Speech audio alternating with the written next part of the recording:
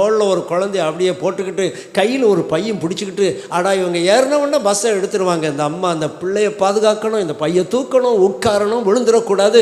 என்ன கடினப்பட்டு அந்த பிள்ளைய அந்த அம்மா தூக்கிட்டு போகிறாங்க தெரியுமா?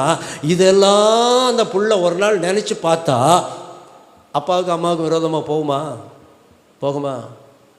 இந்த அப்பாக்காரர் காலையிலே வேலைக்கு போவார், கடினமாக உழைப்பார். அவருக்கு ஒரு நல்ல துணி எடுக்க மாட்டார், ஆனால் பிள்ளைகளுக்கு துணி எடுத்து கொடுப்பார். இதெல்லாம் நினச்சா இந்த பிள்ளைகள் என்னைக்காவது இந்த அப்பாவுக்கு விரோதமாக போவாங்களா? போக மாட்டாங்கல்ல. அதனால தான் சில பெற்றோர் கண்ணீர் விடுவதை நான் பார்த்திருக்கிறேன்.